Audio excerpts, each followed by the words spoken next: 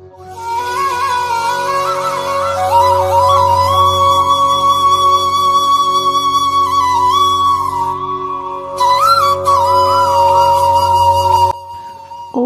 भगवते वासुदेवाय।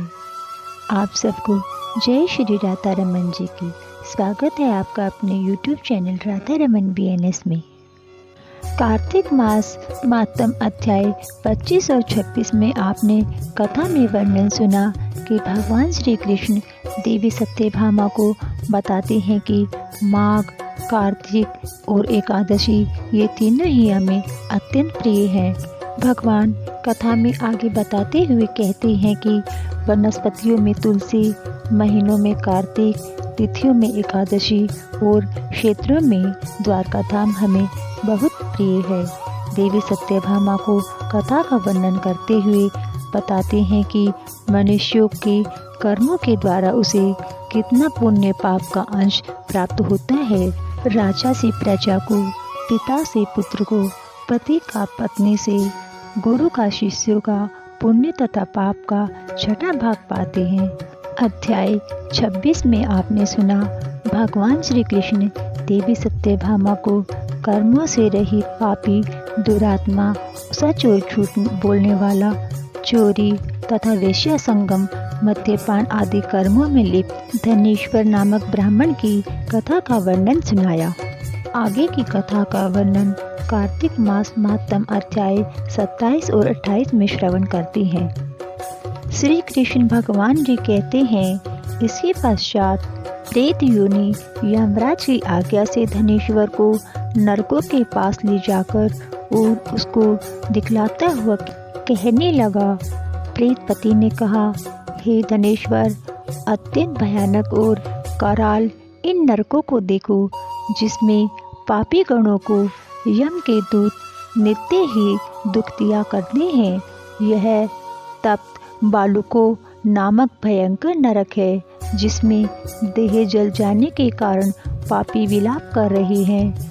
बलि वैष्णवदेव करने से पश्चात जो प्राणी भूखे अभ्यागतों को भोजन नहीं देते, वे मरने के पश्चात इसमें अपने कर्तव्य द्वारा बारंबार सताए जाते हैं।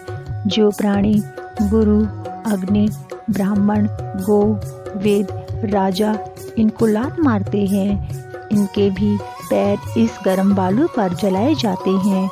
यह 6 प्रकार के नरक अतिशय पापों के करने से मिलते हैं।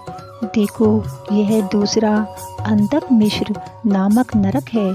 हे ब्राह्मण, देखो, सुई की तरह मुख वाले तमोदकी नामक कीड़े इन पापियों को काटते हैं। यह भी श्वान, गिद्ध आदि पक्षियों के भेद से 6 प्रकार के हैं। इनमें दूसरों के चित्त को दुखित करने वाले पापीजन गिराए जाते हैं। यह उधर तीसरा कुक्रच नामक भयानक एक नरक है। इसमें आरे से पापी चीरे जाते हैं। ये भी 80 पत्रवन आदि भेदों से 6 प्रकार के हैं। इसमें स्त्री तथा पुत्रादिकों का वियोग करा देने वाले पापी पकाए जाते हैं। अपने प्रियजनों से विछोह करने वाले प्राणी भी 80 पत्र रूपी तलवार की धार से काटे जाते हैं। और जो कुछ भेड़ियों के डर से भाग जाते हैं, देखो, यह अर्गल नाम का महाभयानक चौथा नरक है। इसमें पापी लोग इधर उधर चिल्लाते हुए भाग रहे हैं। इधर अनेक प्रकार की फांसियों से यमदूत पापियों को बांधते हैं। यह भी वध इत्यादि भेदों से 6 प्रकार के हैं। और भी देखो, यह कुटशालमली नामक 5वां नरक है, जिसमें सेमर से लोह अंगारों की भांति कष्ट वाले बड़े बड़े कांटे हैं। यह भी यातना इत्यादि भेदों से 6 प्रकार का है। पर स्त्री किसी से विरोध तथा परद्रव्य की चोरी में लगे हुए पापी इसमें पकाए जाते हैं। देखो, यह उलबाण नामक 6ठा नरक है, जिसमें नीचे से तथा दुरात्मी पापी लोग पकाए जाते हैं और नीचे की ओर रक्त पीप भरा हुआ रहता है।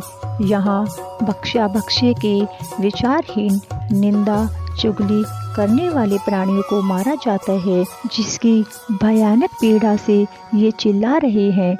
दुर्गंध आदि भेद से यह भी 6 प्रकार का है। और 7वां कुंभी पाक नरक है, जिसका दर्शन बहुत ही भयानक है। हे धनेश्वर, देखो तेल आदि द्रव्यों से यह भी 6 प्रकार के हैं। इनमें महापातकी लोगों को यमदूत गण पकाते हैं। इनमें हजारों वर्ष पर्यंत यम यातनाएं भोगनी पड़ती हैं। ये ही 42 रौरव नरक हैं, जिनको तुमने देखा है। इच्छा रहित जो पाप किए जाते हैं वे सूखे, और इच्छा पूर्वक जो पाप किए जाते हैं वे पाप आर्द्र कहे जाते हैं। इस प्रकार शुष्क और आर्द्र भेदों से पाप 2 प्रकार के होते हैं। इनके अलावा और भी पृथक पृथक 84 प्रकार के पाप हैं। अपकीर्ण, पांडाकेत्ते, मलिनीकरण, जाति वंशकरण, उपपाप, अतिपाप, महापाप, ये 7 तरह के पातक हैं। जो जीव जैसा कर्म करता है वह इन 7 नरकों में अपने पाप के कर्म से पकाया जाता है। तुम्हारा कार्तिक व्रत करने वाले लोगों के साथ बड़ा सत्संग था। उसके पुण्य प्रभाव से तुम्हारी नरक यातना दूर हो गई है। श्री कृष्ण भगवान ने कहा, इस प्रकार प्रेतपति धनेश्वर को सब भांति नरक दिखाकर उसे ले जाया गया। यक्षलोक में उसे ले जाकर वहाँ का राजा बना दिया। वहाँ धनेश्वर धन यक्ष नाम से विख्यात हुआ और कुबेर जी का सेवक बन गया, जिसके नाम से विश्वामित्र जी ने अयोध्यापुरी में एक तीर्थ बनवाया है। ऐसे महात्म्य वाला यह कार्तिक मास है। संसार में भक्ति मुक्ति सब कुछ देने में समर्थ है।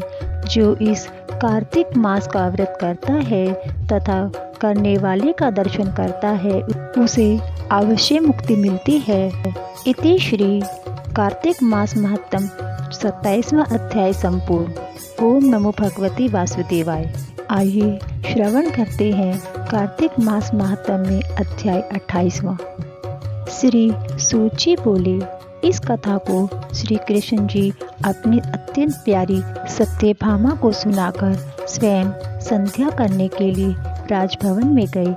ऐसा महात्म्य से युक्त संपूर्ण पाप विनाशक विष्णु भगवान को अतिशय प्रिय है तथा भक्ति मुक्ति प्रदान करने वाला कार्तिक मास कहा गया है।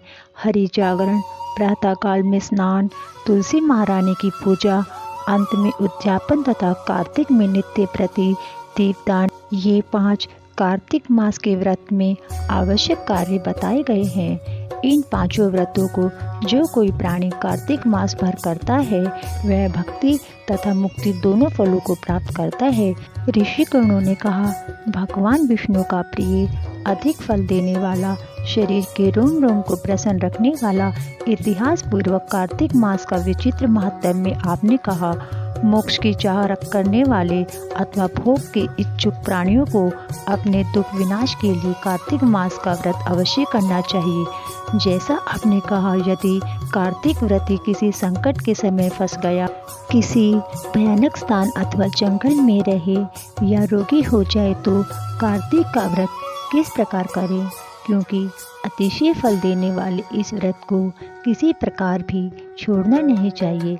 इस पर सूची ने बताया, विपत्ति पड़ जाने पर भी धीरता के साथ शिव तथा विष्णु भगवान के मंदिर में अवश्य जागरण करें। इन मंदिरों के न रहने पर किसी भी देवता का मंदिर हो उसमें जागरण करें। गहन जंगल में अथवा किसी प्रकार की आपत्ति आ जाने पर पीपल के वृक्ष के नीचे अथवा तुलसी के वन में जागरण करें। विष्णु भगवान के पास विष्णु के निमित्त कीर्तन करें। इस प्रकार 1000 गोदान के बराबर फल मिलता है और उस कीर्तन में बाजा बजाने वाले को वाजपेय यज्ञ के बराबर फल मिलता है। और नाचने वाला प्राणी समस्त तीर्थों में स्नान करने का फल प्राप्त करता है। किसी एक आपत्ति में पड़ जाने से अथवा रोगी हो जाने से यदि कदाचित जल भी ना मिल सके तो केवल विष्णु भगवान का नाम मात्र से मार्जन ही कर ले। यदि उद्यापन की विधि ना कर सके तो व्रत की पूर्ति के लिए ब्राह्मणों को भोजन मात्र ही करा दे, क्योंकि अलक्षित रूप भगवान विष्णु के लक्षित स्वरूप ब्राह्मण ही हैं। इनकी प्रसन्नता से सदा विष्णु भगवान निस्संदेह प्रसन्न रहते हैं। दीपदान ना कर सके तो दूसरे के दिए हुए दीपक की वायु से खूब सावधानी के साथ रक्षा करे और तुलसी महारानी के अभाव में वैष्णव ब्राह्मण का पूजन करे, क्योंकि विष्णु भगवान सर्वदा भक्तों के समीप ही रहते हैं। इन सब के ना होने पर व्रती ब्राह्मण गो, पीपल, वट और वृक्ष की श्रद्धा से सेवा करे।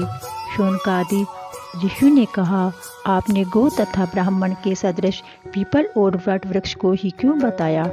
सब वृक्षों में ब्राह्मण सदृश पीपल और वट वृक्ष पूज्य क्यों माने गए हैं? इस पर सूची महाराज ने कहा, पीपल का वृक्ष साक्षात विष्णु है, बरगद का वृक्ष साक्षात भगवान शिव है और पलाश का वृक्ष साक्षात ब्रह्मा जी हैं।